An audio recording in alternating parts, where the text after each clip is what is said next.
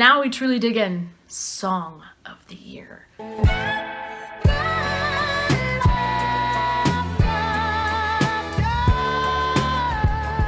Like I said before, Record of the Year was about production value and the entire team process. Song of the Year is about the songwriter.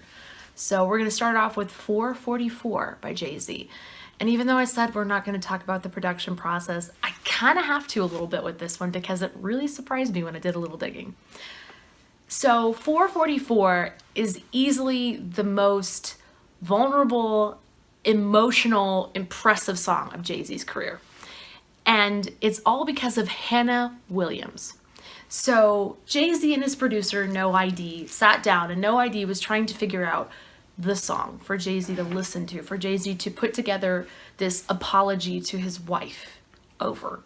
And they looked at Nina Simone, a few retro artists, but No ID wanted someone a little more modern. So he found Hannah Williams and the Affirmations off of her record label's website and had Jay-Z listen to Late Nights and Heartbreak.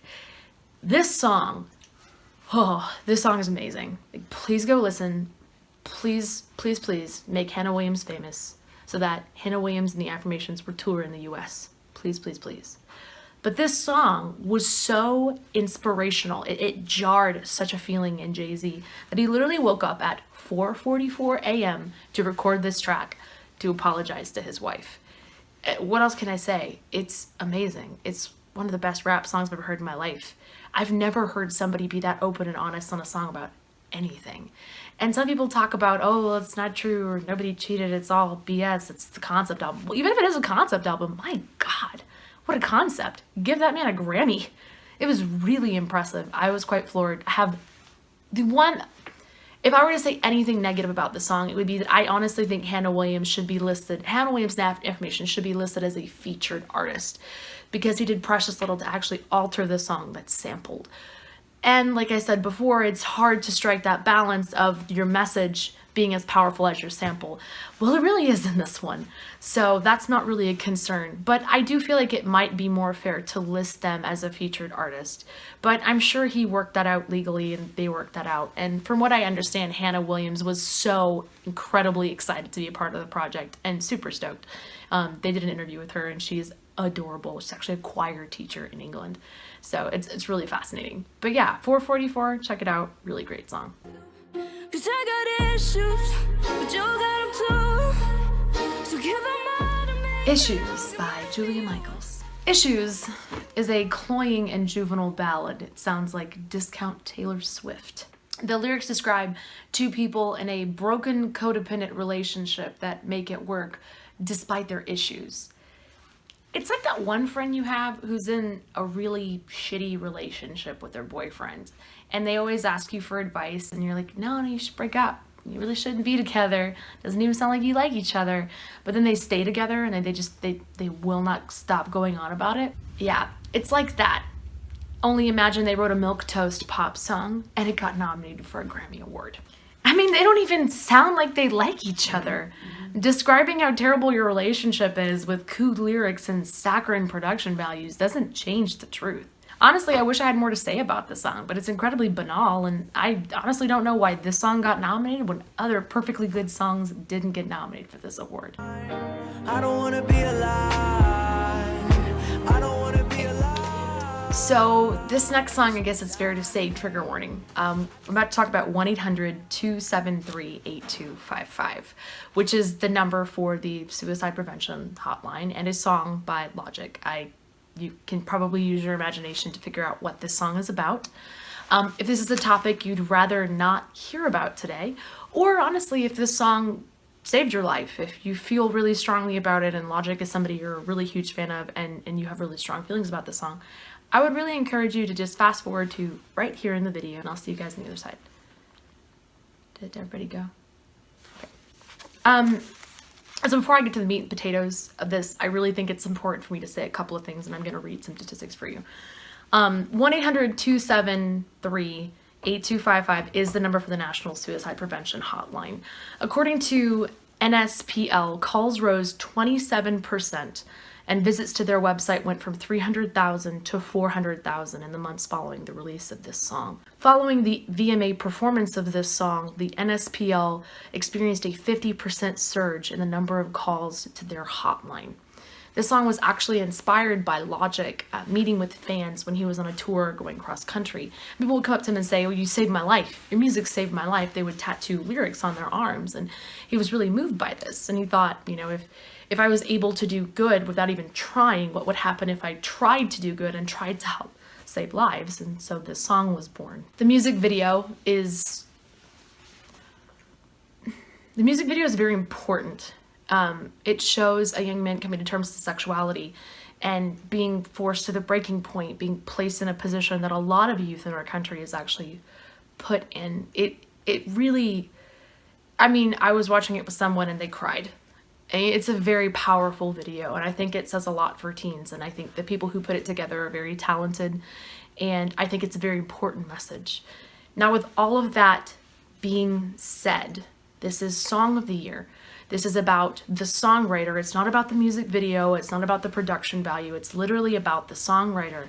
And while Logic comes from a good place and it seems like he wants to help people, this song is a little poorly executed.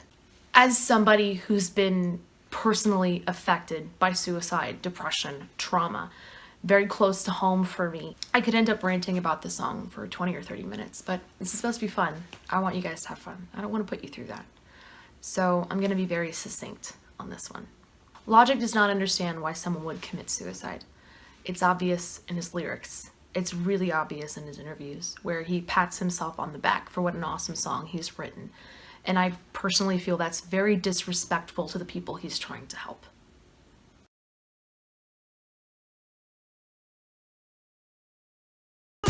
Jewelry shining so bright, strawberry champagne on us. Lucky for you, that's what I like. That's what I like. Lucky for you. Well, it appears Mr. Mars has fulfilled my wish and continued forward on his time warp journey on the same album, actually, with That's What I Like. Full disclosure, I actually really like this song. It's got the same immaculate polish of 24 Karat Magic with a much more believable message. We are both awesome, and we're going to spend a lot of money doing awesome things all over the world because that's what I like. That's a message I can get behind. Who doesn't like that? What girl doesn't want to hear that? While the song sounds like a time warp, it's a time warp in the best way. It doesn't sound like a parody of itself. And while I have a hard time believing Bruno Mars, 1980s party god, it's really easy to believe Bruno Mars cooing rich boyfriend. I can get behind that all day. So while 24 Karat Magic feels kind of like a polished turd, That's What I Like. It's actually real gold. I like it. Bruno Mars' voice is solid. It's a great listen, and I completely understand why I got the nomination. So those are all the nominees for Record of the Year and Song of the Year. Honestly, it's kind of a tough field, especially considering Jay-Z got nominated in both categories.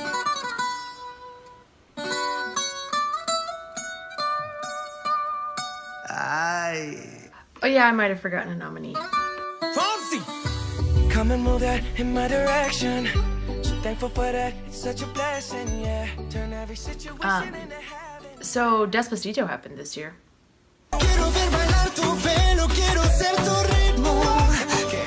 I mean, who would even want to dance to that song? Hey, get to turn that off! Okay, alright, yeah. I mean, but it's in Spanish. I mean, who wants to sing along to that? Quiero ver bailar tu pelo, quiero tu ritmo. Quieres tener a mi boca, tu eres favorito. Wow. That was a thing. You guys are weird. You should stop following me around with cameras. Despacito actually got nominated for Song and Record of the Year. And Despacito's on track to win something for sure. It's already won the Latin Grammy for Record of the Year. Despacito was inescapable this summer, probably because it spent 16 weeks at #1 on the Billboard Hot 100 chart. It's the first song of Latin origin since the Macarena to top the chart, and it was a whirlwind. It's got 4 billion views on YouTube, more than any other video ever as of this recording. It's also the most streamed and downloaded song ever as of this recording. It has been inescapable. So let's dig in. It was nominated for Song of the Year and Record of the Year, so let's just dissect it. Why is Despacito so popular? Is it another Gangnam Style? What makes this song tick? And why did it get nominated for 2 Grammys? Despacito is a song that was built from the ground up. It's a song using a combination of electronic means and actual instruments. It's got Luis Fonsi singing, who's actually a really well-established Puerto Rican artist, as well as Daddy Yankee, who's been a reggaeton for a long time. Oh yeah, him too. Justin Bieber's also on this song. Despacito. I don't know the words, so I say poquito. I don't know the words, so I say chorito. I don't know the words, so I say poquito. And a lot of people actually were able to access Despacito because there was a verse in English and because Luis Fonsi actually sang a verse in Spanglish, which kind of made it a little more accessible. So why do I think Despacito is a really great song? Well, honestly, there's really one thing that does it for me. It's very clever word painting. For those of you who don't speak Spanish, Despacito literally means slowly. And if you didn't notice, the song actually slows down when the word happens. And I just think that's so clever that it really should be rewarded. That and the production value is amazing. The sidechain compression that's used literally makes the song feel like it's breathing.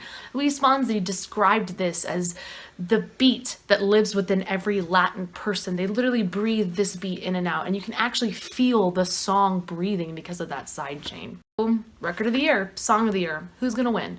Well, you know, it's fun to make predictions to be proven wrong because that's probably what's going to happen. Song of the Year is definitely going to go 444 by Jay-Z.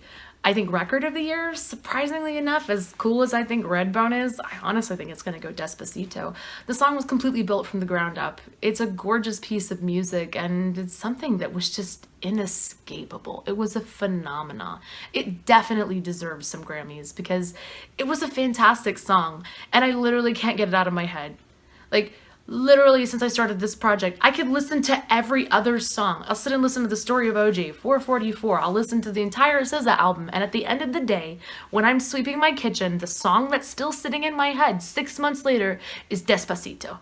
So let's just give it the Grammy. Maybe it will be appeased and free me from my torment. Thank you and good night.